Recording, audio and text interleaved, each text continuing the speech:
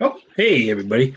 So we're having a little bit of a problem getting Judy on here, looks like, with connectivity, which hello to technology is great, except in some cases. So over the next couple of minutes she comes on, we'll chat with her. If not, I'll just chat up Checkerspot a little bit for her. So a couple things. First of all, I want to thank everybody that came out this weekend for the beer and donuts event. It was great. It was one of probably our most successful event we've done in a really really long time. So it was an honor to have all you guys out joining us. We have a bunch of events coming up at the shop. Let's see.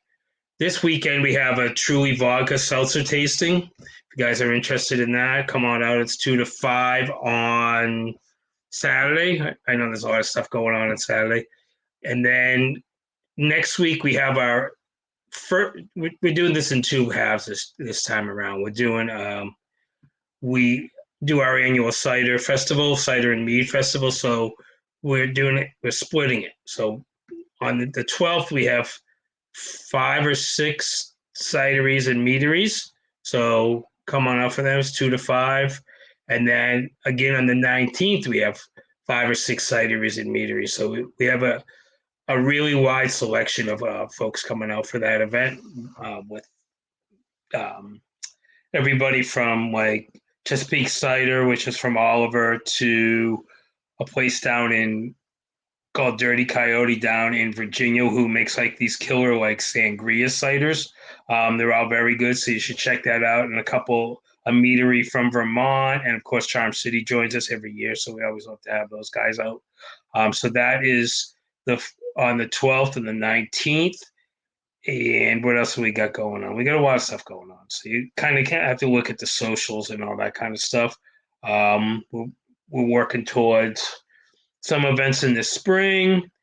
So I think you guys will be if you follow the socials, you'll see what's going on. But we have a lot of like pretty cool stuff going on. I'm just gonna I feel like Judy's probably right is having mad issues with the stuff. So I'm gonna pump up a little bit of the stuff that's coming up for Checkerspot. So next weekend is the 12th, which is the day after Veterans Day. They're doing a special veterans release. I got to read this because called Daily Dose of Freedom. So that's going to be available at their tap room on Friday the 12th, on Friday the 11th from 12 to 9. And it's a let me read this thing. A special release, Daily Dose of Freedom, the fourth annual release and first time in the big system and in cans of Tim Treadwell's IPA brewed with veteran blends hops. He was an amazing veteran homebrew who we got to start this tradition with, and we're happy to keep it on with this, going with his family. So come out for that. That is on the 12th and the 9th. And then the next day is Navy and Notre Dame at the stadium. So of course they'll have that beer there. And then they are releasing on the 17th. This is actually really cool. Like with a Honduran brewery, and it's called, I hope I get this right, Honduran friends, Morenita Mia, which is brewed with a brewery called Dos Osos, and a place that's a store, La Tienda, that sells Checkerspot Brewing in Honduras. So which is pretty cool. Like they have sell Checkerspot Brewing all the way down in Honduras. So they're doing a special release. It's November 17th. So you should head on over there. It's a porter brewed with Honduran coffee, and one of the brewers is coming up to have a talk to about it and stuff. So go on out there on the 17th. That'll be great. So a couple big things for them coming up, and of course, we sell Juniper, so we sell a lot of the Checker Spot stuff in shop. So you can come by, swing by, see that. Of course, they're right across the street from Ravens Stadium, so you can they always have people tailgating there and things like that. So it's a great spot to go for like before Ravens games. They do a really good job there. So that's what's going on for us. Like I say, the cider festivals are coming up, and obviously the holidays, so we'll have more tastings and things like that happening. Next Wednesday, we're gonna have Sheldon from Black Beauty Brewing on with us on the podcast, which is a brand new black owned brewery. They brew up at Oliver a really cool first beer, which is a blood orange saison. So come check him out, hear what he has to say about what it's like to start a brewery, and just talk about that particular beer, how that beer came about, things that. Oh, Judy's getting on now. She's it looks like she finally figured out what's happening. Yeah, so yeah, Sheldon from Black Beauty will be on with us, and like I say, it's a blood orange saison, which is like super unique. And I'm very excited to talk to him about how he started, and just the overall vibe of how he feels about the brewing industry. So he's she's the newest brewery. He's also the newest black owned brewery. We do a lot of stuff with our friends in the collective, which is like Black Viking, Patuxent, the folks down at Liquid Intrusions. So we'll actually have an event scheduled with them coming up. Oh, there she is. Coming up pretty soon. So anyway, Judy's here now. She finally got the technology things figured out, which is great. And so without further ado, and enough of my blabbing, is Judy. Hi, Judy. Hey, What's happening? Let me get a beer first. I need a beer. I just grabbed my beer. There you go. What did you grab? Oh, I got a Zicky Zaki. The October. Oh, that's a great Oktoberfest. I love it. So well done on that. You guys have so much going on. It's incredible. Like I don't know how you're keeping your head together with so many things going on. But first of all, what do you want to start talking about? The move, the collaborations, the events, pretty much everything. We can start with the move.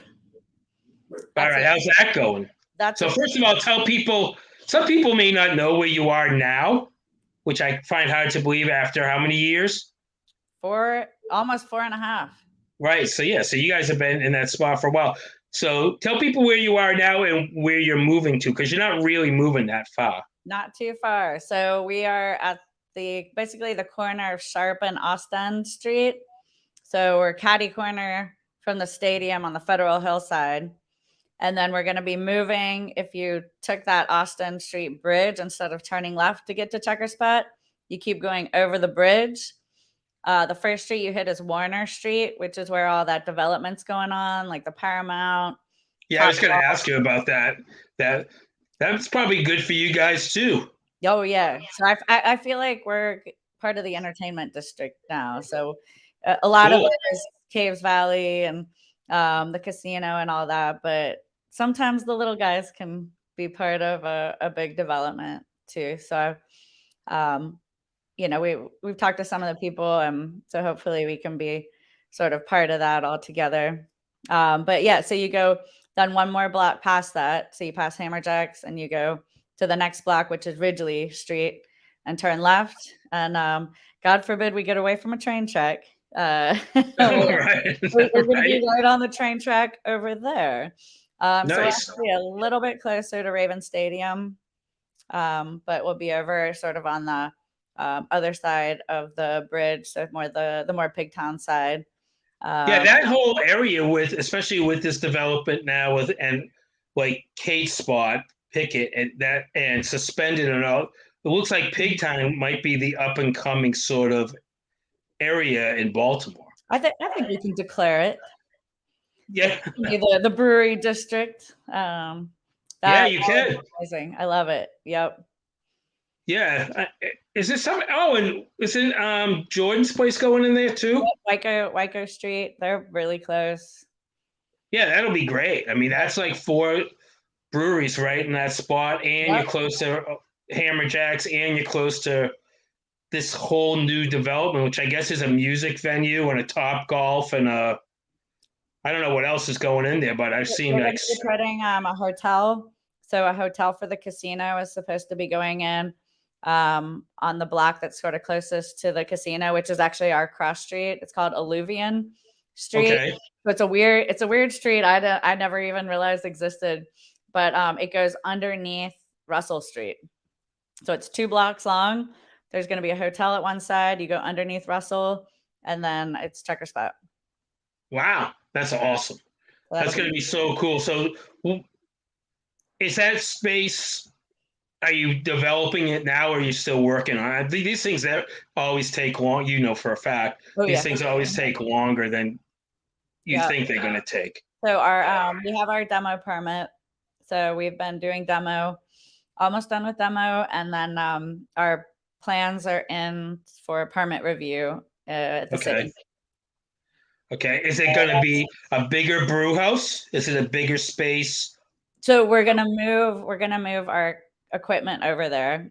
So we're not gonna grow production immediately, but Okay. we'll have room for growth so that we can start growing sort of sooner than later. The tap room will be a lot bigger as well. Okay.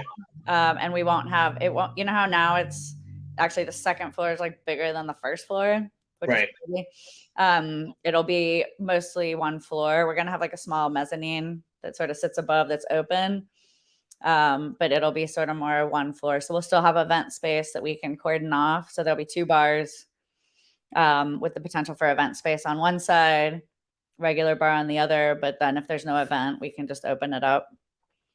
That's great. That'll be great. And it's a lot bigger for the equipment, right? For like the canning line and things like Yep. that. Yeah. Oh, So what we're doing right now is we have to break down our canning line into all its pieces, right. um, and then set it back up every time we go to can. So Yeah, that this, must be a yeah. pain. I do want to, I would, this isn't on, this is on this topic a little bit, but in the market now, do you still see 16-ounce cans as something that people are still into, or are you guys looking at 12-ounce? We might consider 12 ounce. I do understand it as, from a retail perspective. I guess you can stack things easier with 12 ounce. But I I feel mean, like, like that part of it is, I think it's the price point. But yeah, yeah. I mean, you guys' price point is right there, so I don't know that it'd be that much different. You're in And you're in that sweet spot price point wise. So yeah, and I'm not saying we're not going to do 12-ounce cans in the future or anything, but I sort of see the smaller craft breweries like us. I know we're not as small as like some smaller ones, but we're still small. We're right, 1,500 barrels, 1,800. We might hit 2,000 a year. So it's definitely very small. That it's staying more in that niche category of it's great beer. It's good, solid. You're going to get good quality product. It's right. not the one you're going to buy a suitcase of. There's a place for that as well. So to try to compete with these bigger breweries that can sort of cut the costs and Well, it's a different canning line too, right? Like, oh, I mean, yeah, just everything's so much more expensive on a smaller scale. right, Um, for 12-ounce cans, you need so much more storage, so much more everything. 2 sets of cans, like it double everything. right. And it's just again, it's not that it's impossible that we won't do it in the future, but I feel like it was sort of how I remember way back, even pre-craft, where imports were in bottles and they were more expensive and they Right. took more space, is that type of thing. And, the Budweisers were, the small cans. And so it's sort of, it's different categories. And at this point currently isn't something where, I mean, I feel like you would probably, for you guys, like Juniperus would probably be. I mean, if you were to do it, say tomorrow, you were like, all right, we're gonna do it. We're gonna do a core lineup, so it would probably be Juniperus because yeah, that's still gonna be your flagship and number one beer. yeah. Probably Hillbilly. Yeah, it's still my favorite beer. Still my favorite. And then Hillbilly Pills. It would probably be the Hillbilly Gold Pilsner. And we probably do the Sip Happens, the sour. Okay. And then That'd be a solid can lineup like for the like session a IPA. core lineup. Yeah. Yeah, this is like if people that are watching this haven't tried this beer, you gotta do it. It's like it's sort of West Coasty meets East Coasty. It's super smooth. It's got that nice sprucey piney thing going on, but it's pretty soft mouthfeel. So if you're watching this and you're not drinking this, you're wrong. You have to drink this. I agree. Yeah, and then you guys are doing like these legitly cool collabs. So we'll start with the veterans one, Yeah, which is coming up next weekend. I Can you know. believe it's already November? Well, it seemed so far away for so long. It's been in planning for so long. Right. I can't believe it's a week from Friday, but yeah. So it'll be released on Veterans Day. So it's actually a crazy story, and I have to keep it together.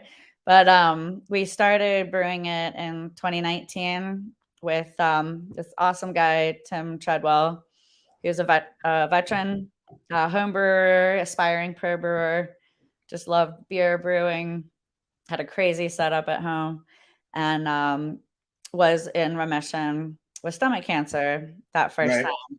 And how we ended up meeting him was he actually did the homebrew extravaganza a couple days after winning his sister had nominated him we had a tailgate back when there was tailgating out front, and there will be at the new place, but Nice. pre Jimmy's all you can drink thing, we used to have tailgaters, and so it was a group. It's a philanthropic tailgate group, and they had put it out for nominees for veterans. Just tell me why you should win, So his sister nominated him. He had been, ever since he had been diagnosed with stomach cancer and left the Navy, he was very active in fundraising and awareness for stomach cancer, different things like that. So all this sort of coincided together, and we decided to get together with him to brew a batch to be released for the Ravens game that this Mason-Dixon flock, the tailgate group, had gotten him tickets and all expenses paid, everything. And so it was cool. We got to release the beer for it and made it a fundraiser beer. It was a pilot batch.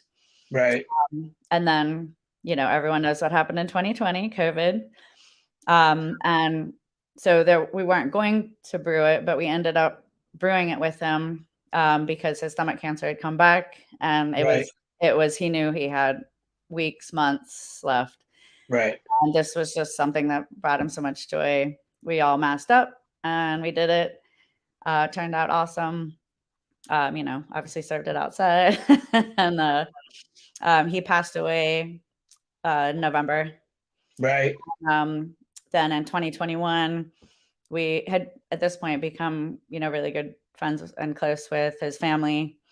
And so we kept the tradition alive with his family. So it's his mom, his dad, his wife, his two daughters, his two very young daughters, his sister, his brother-in-law. Everyone comes out, puts a hand on something in the brew day.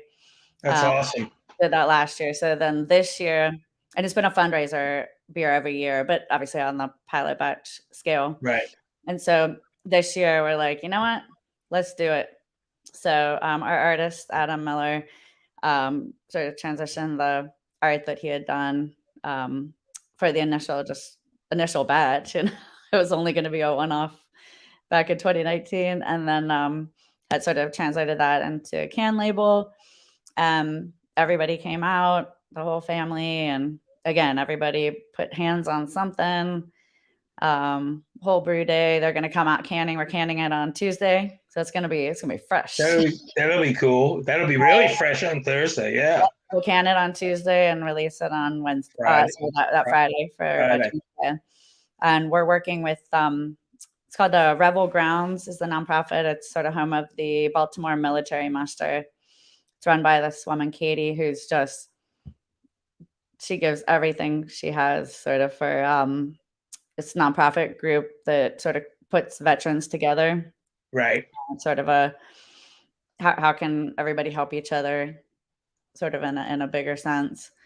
So the money will be going to them, which they will then also help to distribute to some local veteran nonprofits, sort of who can use the money the best in the best way. So sort of getting some help from actual So veterans. that'll be packaged too, right? So Yep. depending on what the yield looks like that'll be available in some stores anyway. Yep. Do you think? I don't Or know. I don't know if Whitey's wants to carry it or not, but well, of course I'll carry it.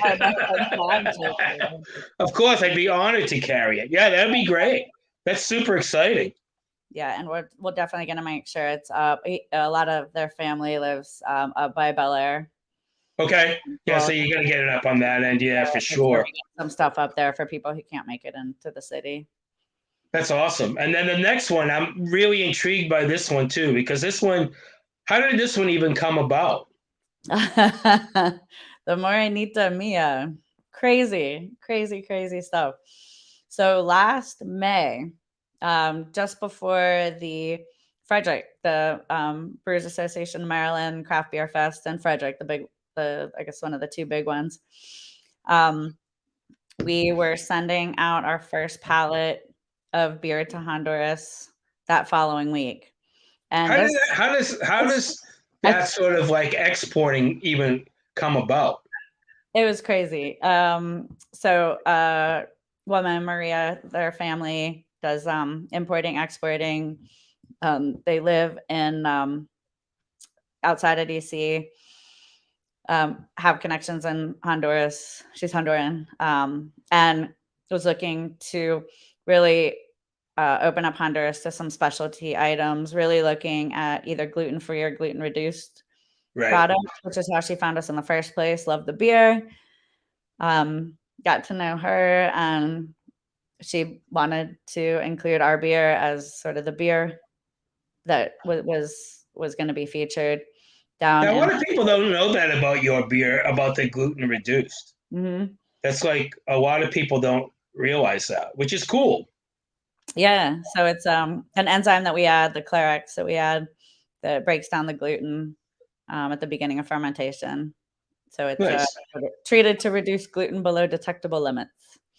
Oh, really? So Yeah, we'll all get the back to the story, the Honduran story in a minute, but it's all Checkerspot beers. yeah, all of them.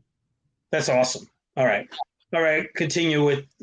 And yeah, so this group of people come up. It's Jose and Daisy Osorio from Honduras and their family. It turns out her brother lived in Laurel. He's since moved to Crofton, but they were here visiting her brother, staying for a Right. few weeks, and came to the craft beer fest. And so they decided to they own a brewery in Honduras called Dos Osos, which means the two bears. And it's also a play on their last name, which is Osorio. Nice. And, we saw their shirts said Honduras, and we're like, did you know we're exporting our first pallet there in a couple of days? And they were blown away. We were blown away. So we sort of went off to the side and got to know each other a little bit better. And they came down to the brewery a couple days later, and sort of the rest is history. That's um, so cool. Like that's the one thing about craft. Even now, I know it's more competitive and it's more this and it's more that. There's mhm, always still these sort of cool side stories of like random things happening like this, right? Like yeah, you see the shirt, your beers, it's just like serendipitous. And yeah, and then all of a sudden now this works out to be what sounds like an amazing Honduran coffee. So it's a porter. yeah. So their family actually, it's her Daisy's father has a coffee farm in the mountains in Honduras. So the coffee came directly from there. It's all everything's hand done, hand picked, hand processed, everything. hand roasted. And then Jose's sister has a sort of factory that does cocoa nibs. So they source cocoa nibs from a co-op that comes out of, so the cocoa nibs are grown in the jungle. So they source it from a co-op group of farmers there. And then so they process and package it.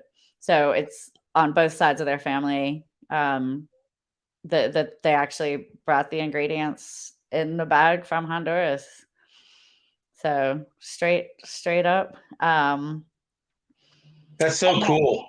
It's just been really cool getting to know them and working with them and being able to make it tastes very good.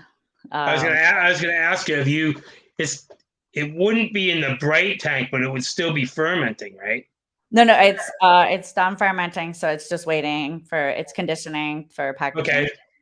Yeah. So is it conditioning on the coffee or? So it was both the coffee and the cocoa nibs. Okay. And then so that'll be that release will be not next week, the week after. The 17th.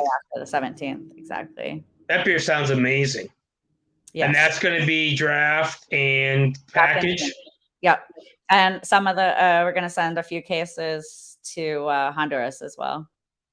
That's super cool. That's super cool that you guys are like only. Yep. Yeah, that's like, I think that's the coolest thing. Like I say, I'm like, it's always interesting how things like this come together out of like just out of the blue, and it works out for like, that's great for you to be like, you're international now. How does that feel? I know, Honduras and Maryland. The small Timor thing. I don't know how you would say Honduran small Timor, but Jose and Daisy actually know the exporter. Oh, nice. They're from school, I think from college. Yep. Wow. See, talk about small. It's a small. It really is a small world. Yeah. It really is a small world. And then we have to ask about it's not a collab, but the Sam Adams thing. So it will be a collab with Sam Adams. Yep. So that'll be regionally distributed. How does that come about? Like, yes. I know you like tell me about the contest, and then I know they put out that a post about like if you guys want to be in on this. I forgot what they call it. They used to call it something different. It's they're brewing the American Dream. That's right. It's sort of the program that they do. So Jim Cook's, I mean, everyone can say what they want. They are still groundbreaking. He's done such amazing things, and one generation, and turned it into the biggest craft producer in the country. I mean, he like, we'll get to you specifically, but I remember, and this was like when I first got in, and I've been in it for a while, like 13-ish, maybe 2008-ish, maybe before that. He used to do a thing where they would package people's homebrew recipes. Yes, I remember that because I started homebrewing in 2005. Right, and it was like a variety pack of 2 each, right? Yeah, something like that. And they would draw their face on the label. Yes, exactly. Yeah, exactly. And they I think they did it a couple of times. Yep. I remember at least 2 years. I don't know if it was more than that. But he's been into giving back, appreciating everything he has. They don't need to do this. It's right, because he likes beer. To just share in your wealth type thing. So it's basically what we won. It's called a Brewers Experience Ship. And so I applied for it. I found out about it through Brewers Association of Maryland, BAM. Right. And I thought to myself, we hadn't bought a place at this point. We were looking, but knew it was going to be coming. And I thought, wow, of all the times to have such amazing mentorship and access to just this wealth of knowledge, this would be the time, if Right. we could really use it. It's scary buying a big old Well, commercial. yeah, you got to put a lot of, and especially now where everything's gone up and this and that, and Yep, everything's yep. that much more It's difficult. huge unknown. And I know it's a good move, and we're super excited to do it, but it is scary, and stressful. So to be able to sort of have someone on your side like that, um, and it's just, yeah, amazing. So Yeah. it was a combination of our story, um, again, a lot of the fundraising type things that we do, as well as the junipers that I Right. brought to the finals in New York, and we ended up winning. How many other people were there? I know So it was five. It was five finalists. Lisa Mercado was there because I know her a little bit. The rhythm logger woman. Yeah, she's awesome. She's really nice. We got to meet some Do you such remember cool. the other three? Do you remember at Um, least the beer styles the other three people had?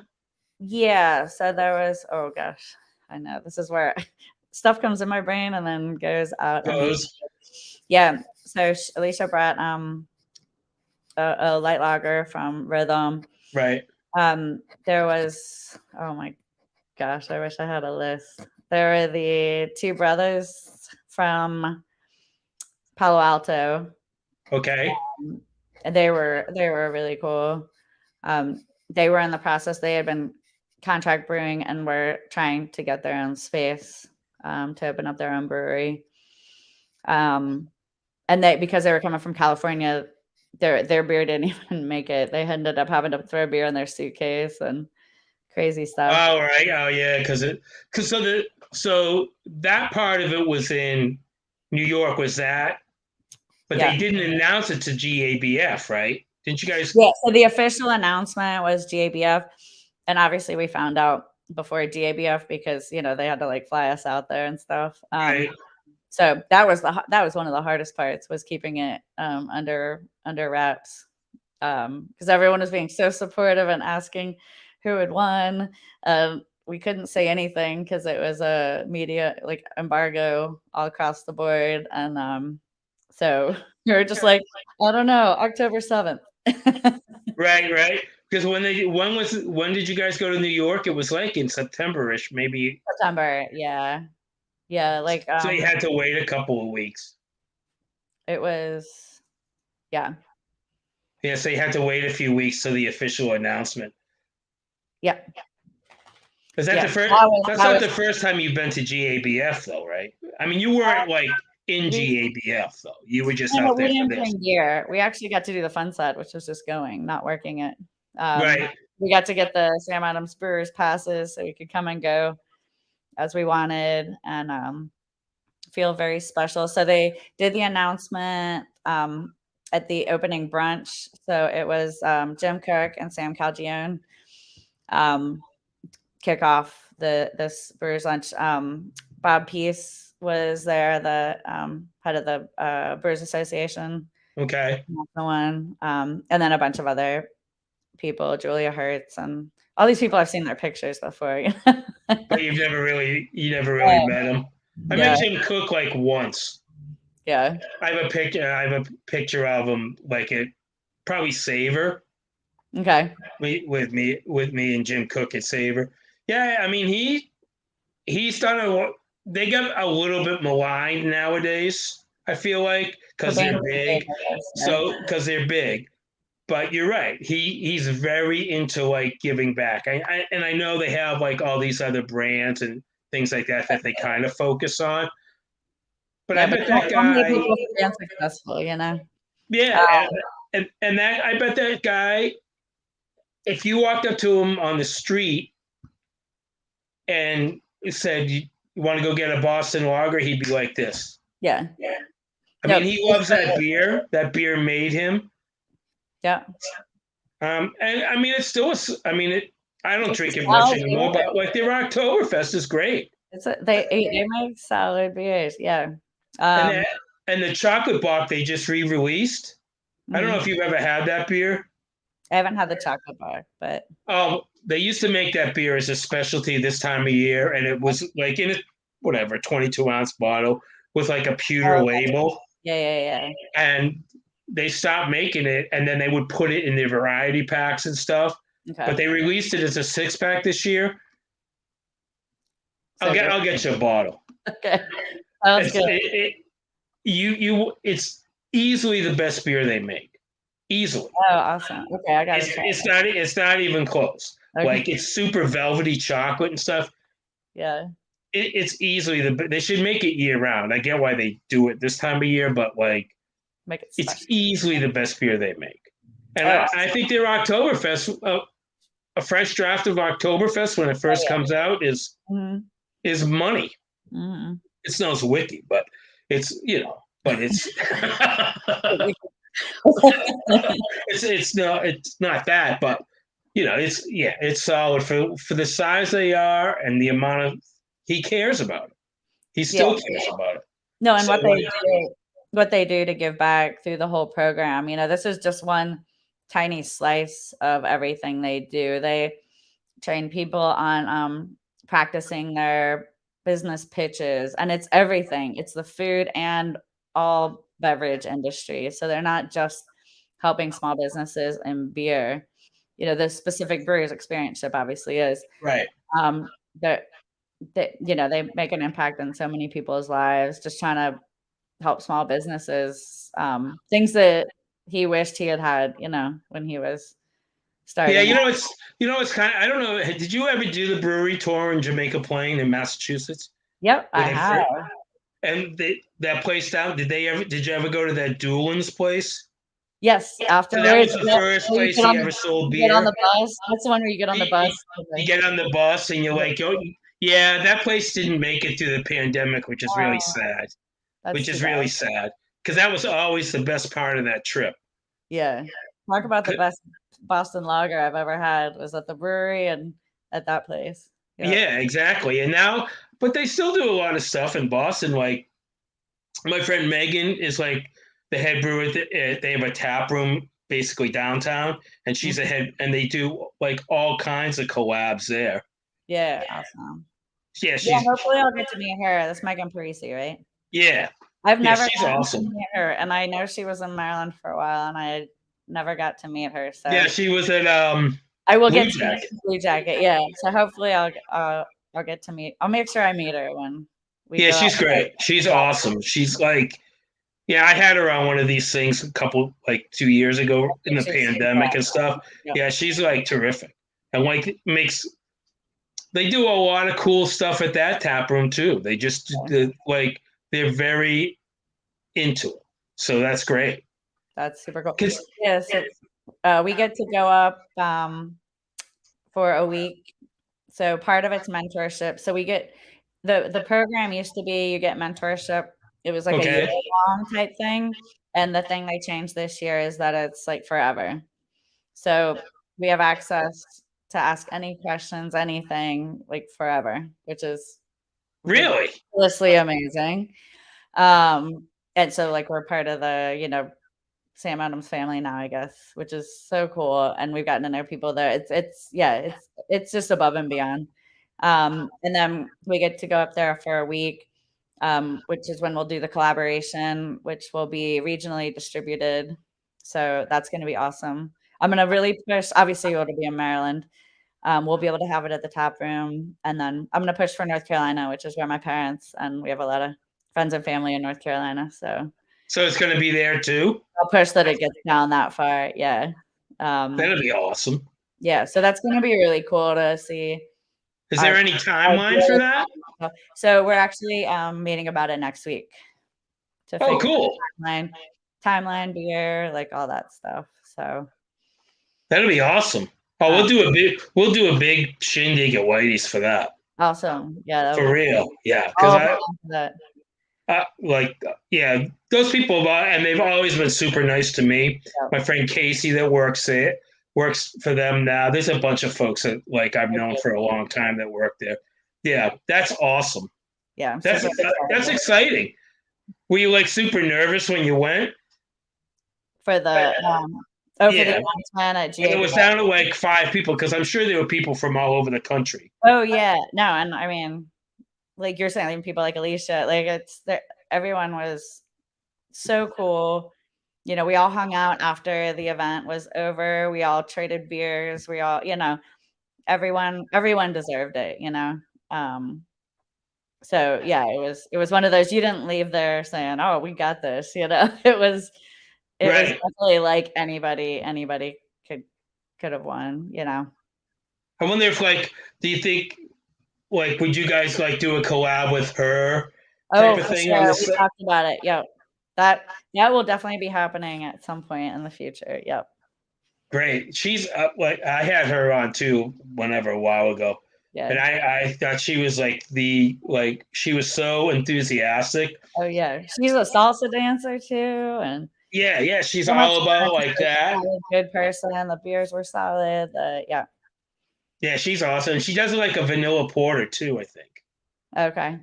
They do. She does like she does the light and then she does the lager. I feel like she does a porter of some kind. Okay. Yeah. Everyone could only bring one beer, so Yeah, but she only has those 3 beers because she doesn't really have a spot. Like she doesn't have a brick and mortar spot. yeah. She found a really good, like, solid contract brewery. Yeah, I don't know who does it. I don't know if it's Two Roads. I don't know who does it for her, but I don't think so, yeah, but probably Two Roads because they're Connecticut, and mhm. you can only buy that beer in Connecticut. Okay. Maybe a little bit of New York and Northern Jersey, but yeah. Okay. So yeah, Really that's so. I mean, that's pretty exciting for a Baltimore brewery to have that hookup. I know. See, we can get on the map every once in a while for good stuff. I think Baltimore is up and coming with this place It is. with this new spot happening. We'll see. I mean, I think it gets maligned pretty badly overall, Baltimore, but there's a lot of the brewing part of Baltimore, the beer part of Baltimore is probably, I would say, close to the best in the country. I would have to agree with you. You know what I mean? There's a lot of like great breweries in Baltimore and Uh, more coming every day. So, yep. you know, I don't know. I love Much love to Baltimore on the beer side. And it's cool because it's like I it was a we'd have to ask Maureen about this. She would obviously know more than me. But I feel like it was built on German immigrants and beer. Yep. Pretty much. Yeah. So, you know what I mean? You guys do a lot of cool, like, historical collabs. Oh I yeah. think you did one with Maureen, right? Oh yeah. All of our historical things have been done with Maureen. We've done a lot of Yeah. them. Yep. It's so much fun.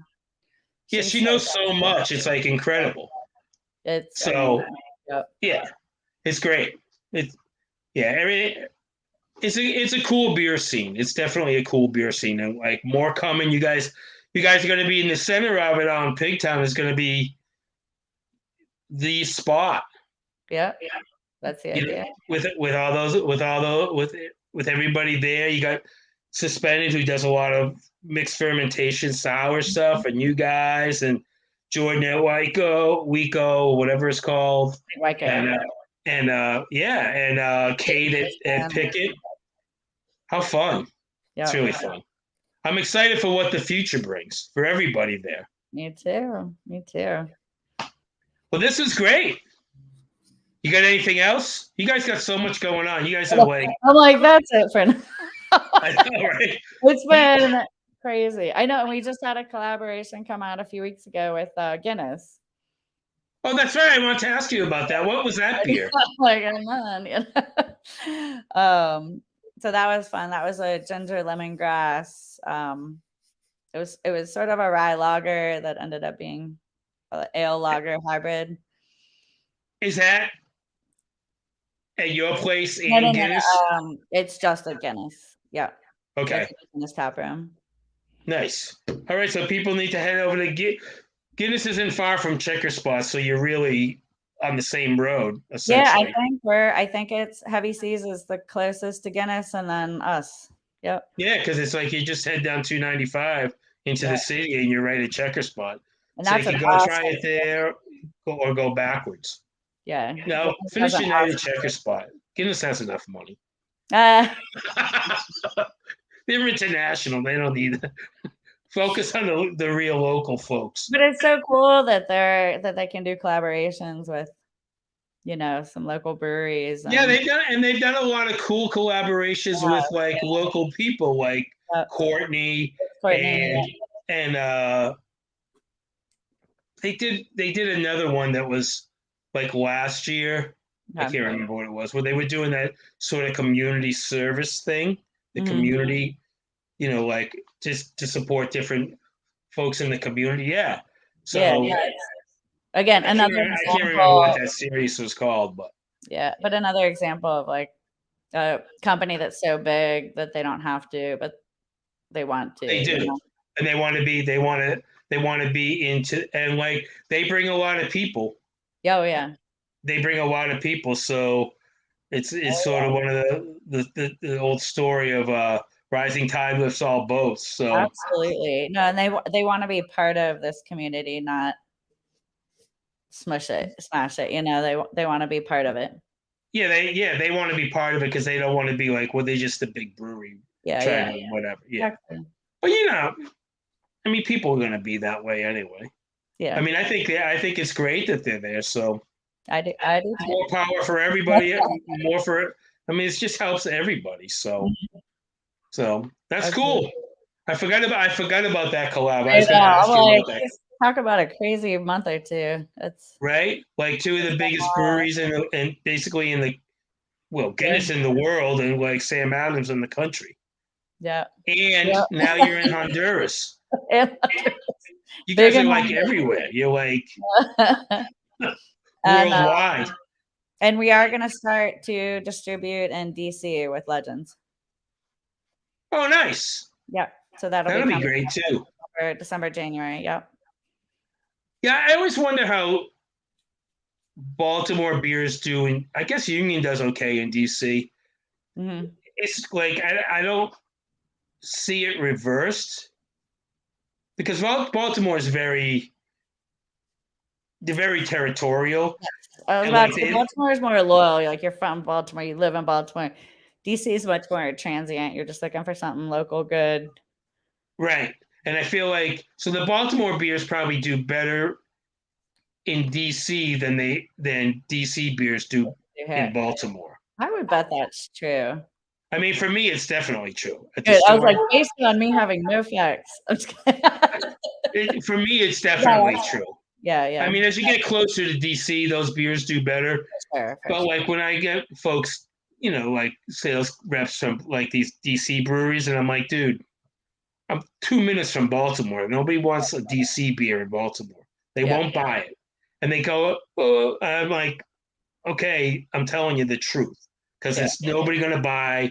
In Baltimore, they buy Baltimore. Yep.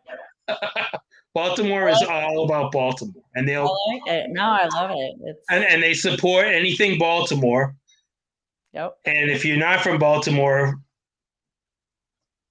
you're lost, I guess. So I guess that's how they look at it. But yeah. So I've tried to blend in, but it doesn't work for me. That's funny. So yeah, this is great. I'm so happy for you guys. All the stuff that's happening for you, and you did really well at Beer and Donuts. I'll just tell you that your booth did really well at Beer and Donuts. She's so awesome. I know. Yeah, she's awesome. She was great. It was super fun. So you guys should have come by, but I know you like probably planning a collab with somebody in like Taiwan. We were at, that was Saturday, right? Yeah, whatever. Yeah. We were at Barktoberfest. Oh, that's right. Yeah, that's right. Because in Patterson Park. Yep. How'd that go? We had it was awesome. We brought 8 cases of beer and we ran out at like 12:45. Boo! What time did it start? 12? No, it started at 10 after the 10K, but it went till 3. Yeah, it was They got such a great turnout because they hadn't been able to have a full size one for a couple years. So people came out in full force. It was awesome. They get a lot of dogs adopted. I hope so. I got to judge I got to be a celebrity judge for the dog costume competition, so that was fun. That's very cool. That's very cool. But yeah, they had so many dogs entered in that. That was like an hour and 15 minutes of just a steady progression of dog costumes. So they had such an outpouring of support and just people there. Yeah, it was awesome. That's really awesome. Yeah, and we had our Barkstoberfest, which I think we have. Yeah, I think we have like 3 more cans left at the brewery when I left today. So nice. That went super well. I'll raise a bunch of money for them. That's awesome. Good for them. Yeah. It's always, I mean, that's the thing about craft, man. There's a lot, everybody they always help out. Yeah. No, and you can get everyone involved in raising money for different nonprofits versus just, we can raise so much more money through beer than through just cutting a check. You know what I mean? Mm-hmm. We're actually doing, I have a friend who runs the Howard County Animal Control and Shelter. Okay. And for all of November, we're partnering with RAR. We call it November. Okay.